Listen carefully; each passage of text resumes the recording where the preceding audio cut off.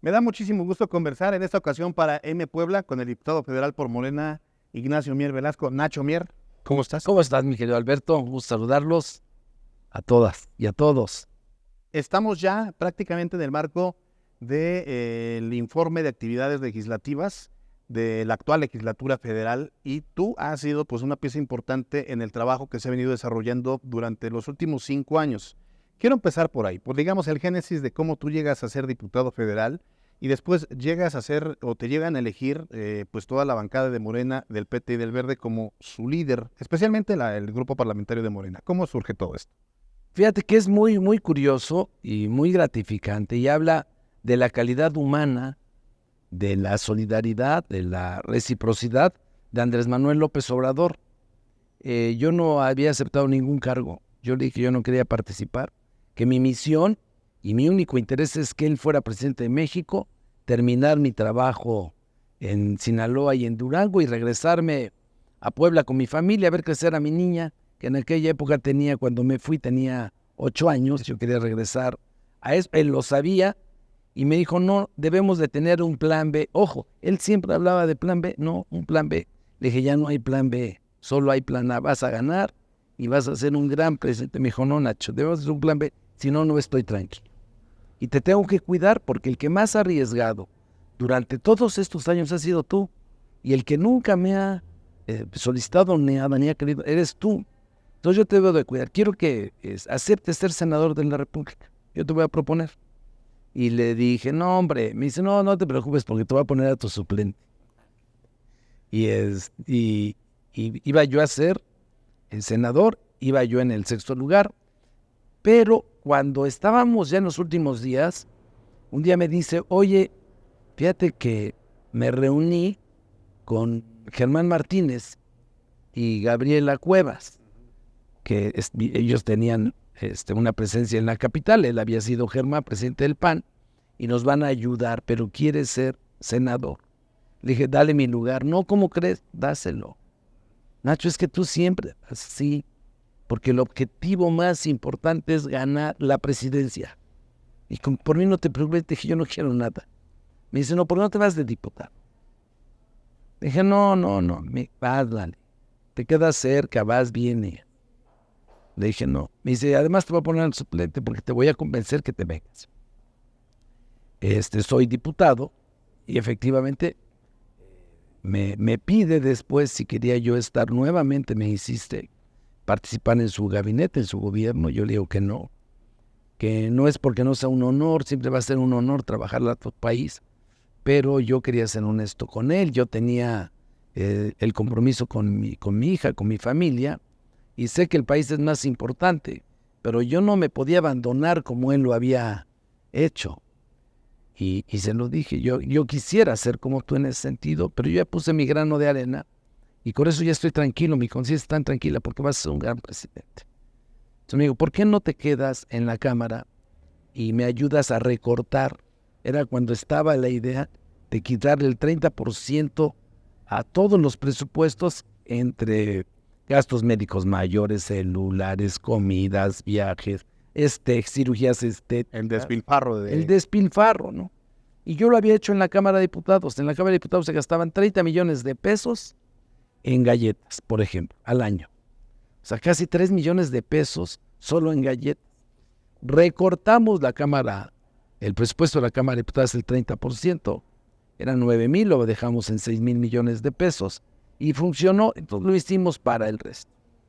Y en esa estábamos cuando, en una ocasión me dice Mario Delgado, coordinador, oye Nacho, ¿y no te gustaría quedarte con? No, le dije, a mí ni me voltees a ver. Busca ver a otro. Le dije, no, yo estoy muy a gusto donde estoy. No me complica, le cumplo a mi país, es una gran satisfacción ser diputado. Pero yo veía, nuevamente estaba con mi hija, la llevaba a la escuela, le cocinaba, andaba en bicicleta los fines de semana con ella, atendía a la gente aquí en la casa de gestión. Estaba otra vez en Puebla con los poblanos en mi tierra. Y en esa plática, la última vez que él me ofreció, el presidente López Obrador, me dijo en su casa, oye Nacho, ya sé que no quieres nada. Le dije, no lo tomes así. Ya sé que no quieres trabajar en mi gobierno, no lo tomes así. Ya te dije que es un honor, pero quiero que me... No, yo te comprendo. Pero si te cambio la pregunta y si de algún día te digo que el proyecto te necesita, ¿qué me vas a contestar? Pues que si el proyecto me necesita, es algo que yo construí contigo, no le voy a regatear nada, lo voy a hacer con gusto. Y así me mandó a decir con Mario. Oye, no le entendí, pero me dice el presidente que el proyecto te necesita. ¿Por qué crees que volvieron a confiar en ti? ¿Qué es lo que vieron en Nacho Mier para volver a presidirlos tanto en la Junta de Coordinación Política como al frente del grupo parlamentario de Morena? Mira, me lo han externado tanto en la Junta, la oposición a nosotros, la oposición a Morena, el gabinete, los secretarios de gobernación de las diferentes dependencias, mis compañeros diputados, el Partido Verde, el Partido del Trabajo. Yo ayudo a conciliar los intereses del gobierno, de la coalición, al interior de Morena. He mantenido la estabilidad al interior de la Cámara de Diputados. No sucede en la Cámara de Diputados lo que pasaba en la de senadores. En la de diputados, todo dentro de nuestras diferencias, dentro de que no somos lo mismo, y Dios guarde la hora que seamos lo mismo, pero hay respeto, hay diálogo, esa es la democracia, esa es digamos, mi plus.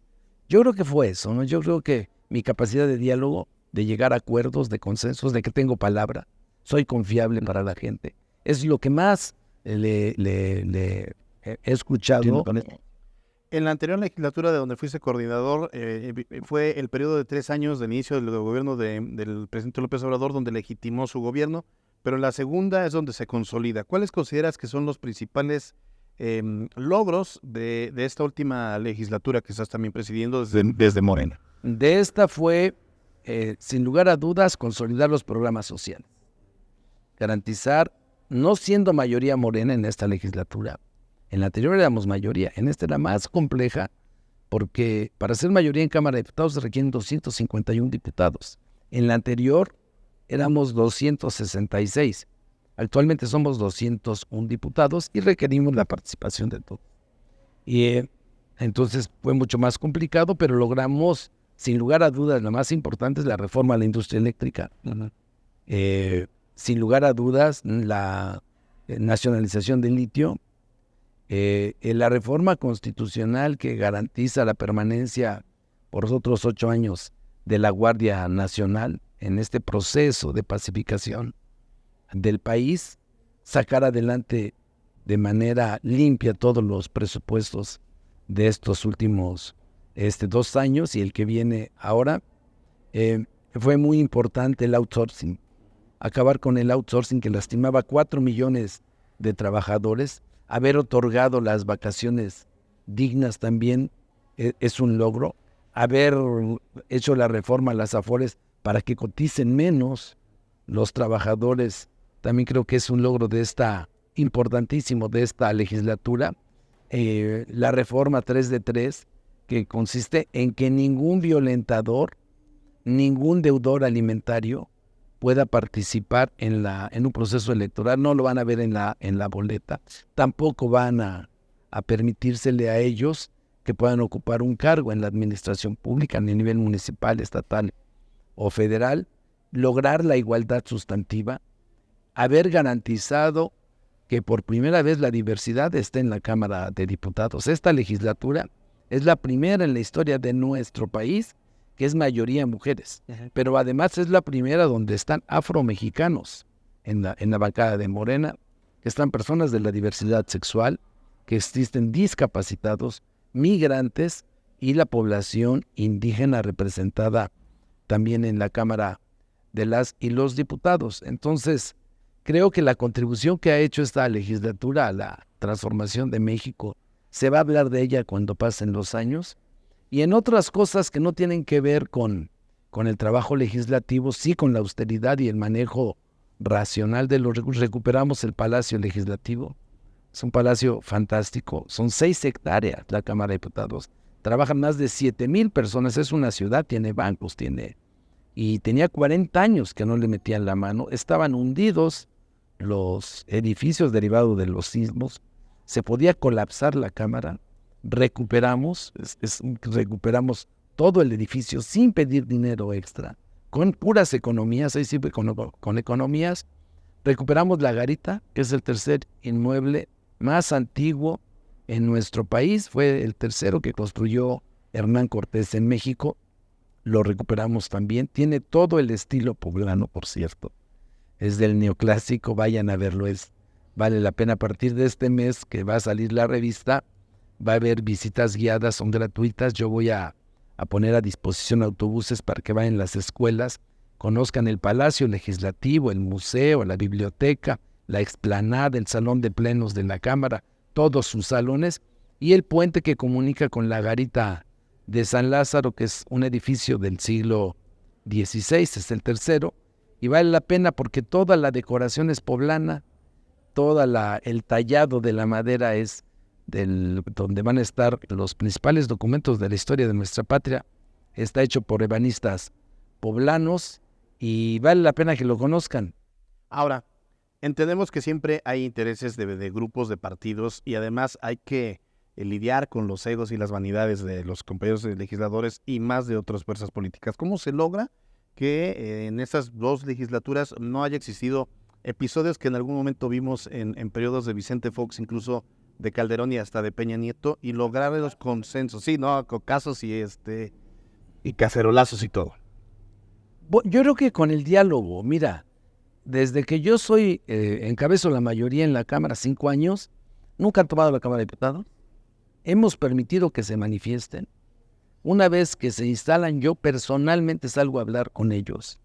Y les dije, a ver, con alguien tienen que hablar, ¿no? Se pueden quedar ahí 3 días, 2 días, 5 días. Van a cansar a la gente. Miren, te lo voy a decir acá, eso nunca lo he revelado, lo voy a decir a Milenio. Cuando había grupos de interés económico que les daban recursos para que se movilizaran, gobernadores para hacer presión. Era el modelo del pasado, ¿no? Organizaciones. Yo les decía, mira, ni te vengas a manifestar. Mira, te van a ofrecer dinero. Vas a traer a mucha gente a que la malpasen aquí, que mal coman, que mal duerman, que no tengan las condiciones de sanidad. Mejor que te den ese dinero y mejora a su comunidad. Haz algo allá, que se compren ropa, llévalos a pasear, porque aquí así no van a conseguirlo. Y además, mira, aquí está lo que vamos a autorizar.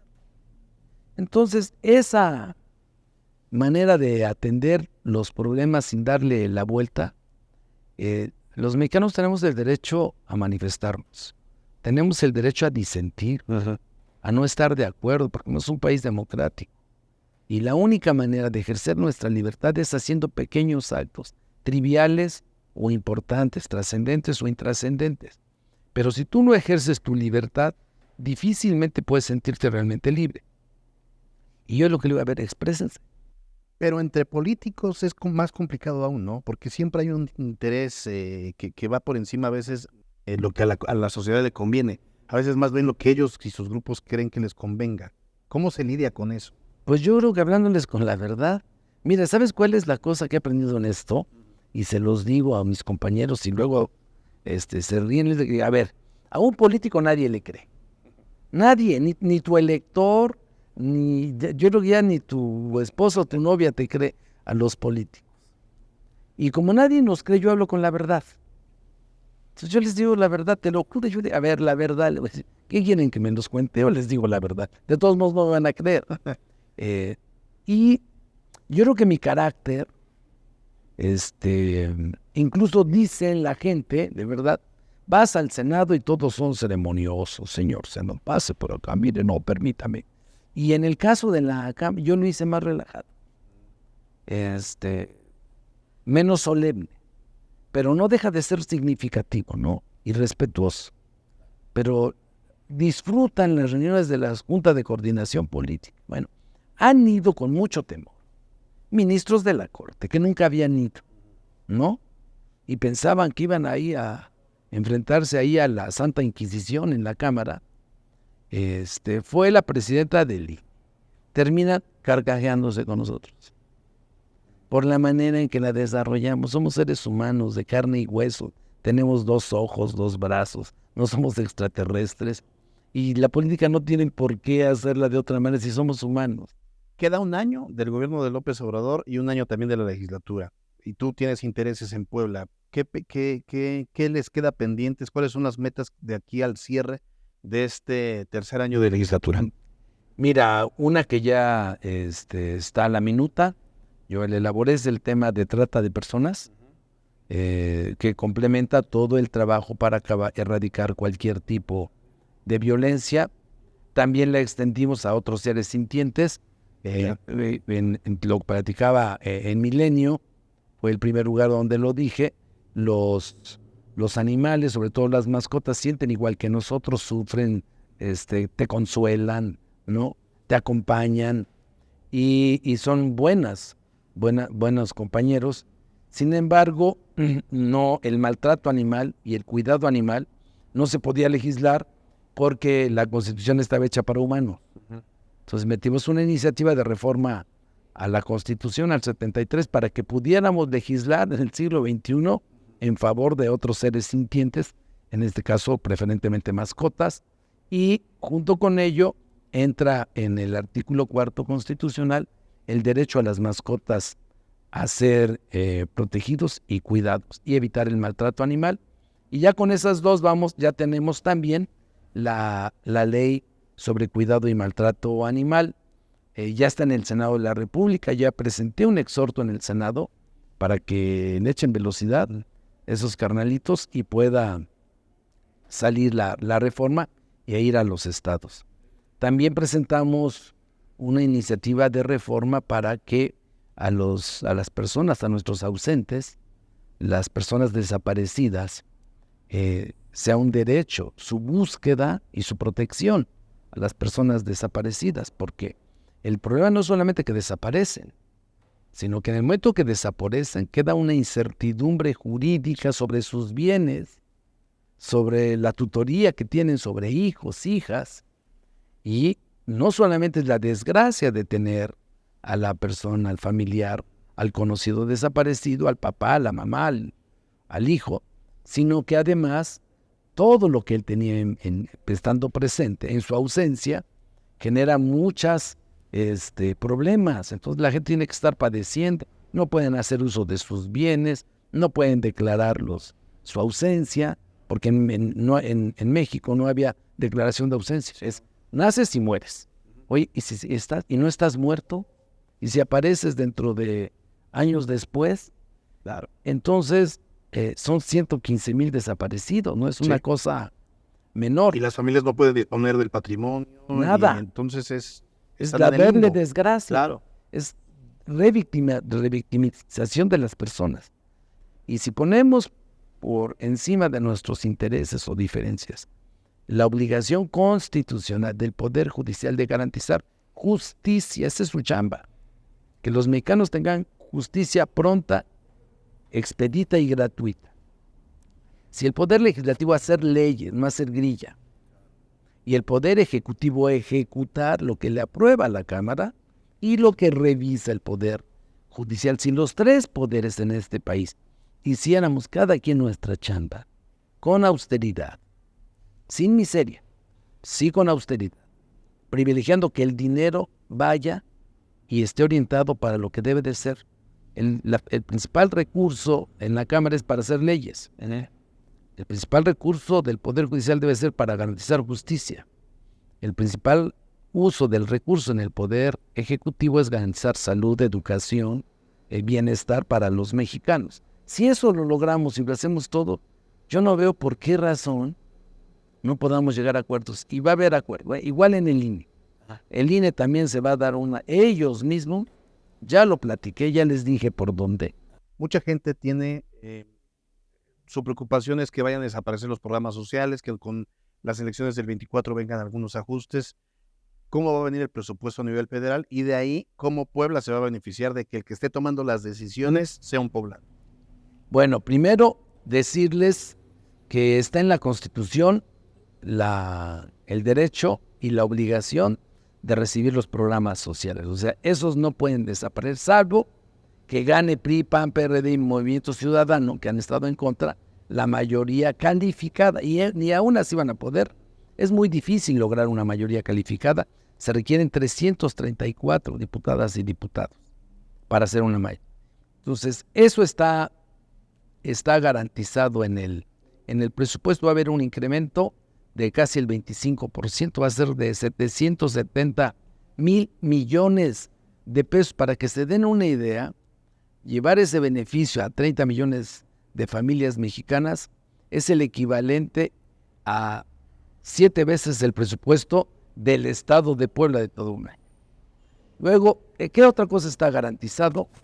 Que por primera vez en casi 26 años se va a destinar el 10% del Producto Interno Bruto, esto es 1,100,000 millones de pesos en inversión pública. Es decir, en obras de las que hemos estado platicando, no solamente las del sureste, concluir con el Tren Maya, que ya es marginal, o Dos Bocas, o el Transísmico, sino toda la obra de hidráulica que se está haciendo en el occidente mexicano, toda la obra de generación de energía eléctrica fotovoltaica en el estado de Sonora, en los programas de agua para el este y el centro y el norte del país, y toda la obra ferroviaria que también incluye el Valle de México. Los poblanos es una buena noticia porque ya a partir de Chalco va a haber estacionamientos, pueden dejar ahí el coche y ya subirse al tren y llegar hasta el centro en menos tiempo y contaminando menos la Ciudad de México, y que no estés a expensa de que estén deteniéndote o multándote por no llevar el hoy no circula o la verificación. Entonces va a ser un presupuesto que va a generar, por lo menos va a garantizar el crecimiento de el 3.2 de la economía, que es algo muy bueno porque la población está creciendo en el 1.3. O sea, crecen 9 entre los que se mueren y nacen, es 1.3, y la economía está creciendo casi 3 veces más que la población. Eso no lo vivíamos desde la época de los 60s. Cuando tus papás estaban pensando en casarse para que tú nacieras, ya no se volvió a vivir. ¿A ti no te ha tocado vivir épocas de crecimiento? A tu generación no les ha tocado vivir crecimientos de México por arriba del 2%. Por primera vez, esta generación ve un crecimiento después de 26 años de más del 3%. Que la inflación esté controlada, que el peso después de 40 años sea la tercera moneda más fuerte del mundo. ¿Cuál es el futuro para Nacho Mier? ¿Dónde te ves en un año? ¿Es un momento de definiciones? ¿Qué pasa por la mente de Nacho Mier en este momento? Hijo, mira, y debo ser de verdad, hasta ves cómo me freno en la respuesta. Fíjate que tener la experiencia, el honor de ser coordinador de la mayoría, de relacionarme con embajadores, con jefes de Estado, con el Parlamento Europeo, con el Parlamento inglés, o la relación reciente va a venir. Vamos a tener acá el 5, 6, 7, la interparlamentaria con Estados Unidos, haber tenido contacto con la Pelosi, mi relación con los secretarios de Estado, con los otros poderes, con ministros de la Corte, con los organismos constitucionalmente autónomos, con el régimen democrático. Me ubicó en otra situación de mi vida personal.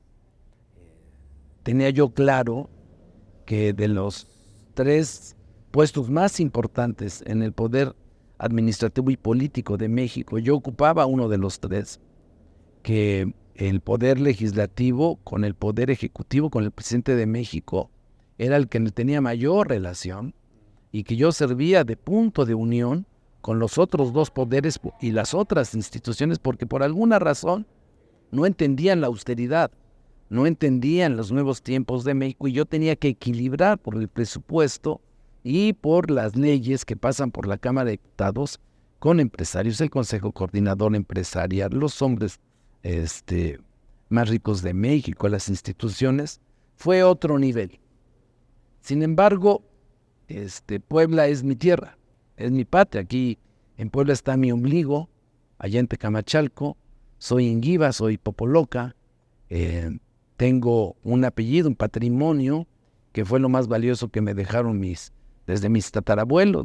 Mi tatarabuelo fue 2 veces diputado federal, fue escribano de Benito Juárez, y mi padre, sin lugar a dudas, que me enseñó a que la felicidad también se puede hallar haciendo felices a los demás. Y muchas voces me han dicho que continúe en México, que continúe con la carrera ascendente que tengo en mí, que regresar a Puebla es un retroceso. Y yo les digo que no hay escalafón cuando quieres servir a los demás, que cuando luchas por ideales no hay puestos importantes o pequeños, que cuando realmente estás convencido de que es necesario la transformación integral de México, y parte de lo íntegro son los estados. Y una parte íntegra de nuestro país, para mí, es mi tierra, es Puebla, y tampoco es un sacrificio, es una convicción, y encontré esa comprensión, ese cobijo, digamos, ese impulso, en un movimiento que yo les propuse en Puebla en noviembre, que lo cristalizamos en enero, y que empezó a crecer de manera exponencial. Yo recogí la energía, la emoción social del Movimiento Regeneración Nacional. ¿Va a ser Nacho Mier el próximo gobernador de Puebla? Pues yo espero que si los poblanos así lo consideran, sí.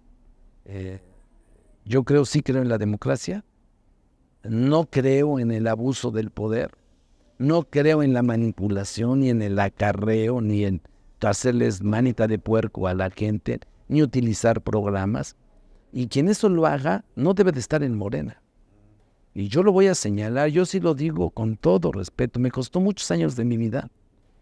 Como nadie en Puebla, yo le he dedicado 18 años de mi vida al movimiento, no he aceptado puestos y no voy a permitir ni voy a ser cómplice si veo que utilizan recursos públicos, que presionan alcaldes, que utilizan los programas, que empiezan a decir que hay preferidos, porque imagínate, si eso fuera y le preguntaran seguramente al presidente de México, Andrés Manuel, oye, ¿quién prefieres? Pues sí, pero sería una falta de respeto conmigo mismo y con el presidente, decir que porque es mi amigo, porque somos compañeros de lucha, porque he sido coordinador de la mayoría, porque fui fundador con él, por ese simple hecho ya yo en automático voy a ser candidato. Como no quiero que eso pase, tampoco voy a permitir que suceda cuando se esté actuando contra lo que le dio origen a nuestro movimiento. Bueno, él es Nacho Mier, él es diputado federal de Morena en la Cámara de Diputados y pues, aspira, por supuesto, a la gubernatura de Puebla en esa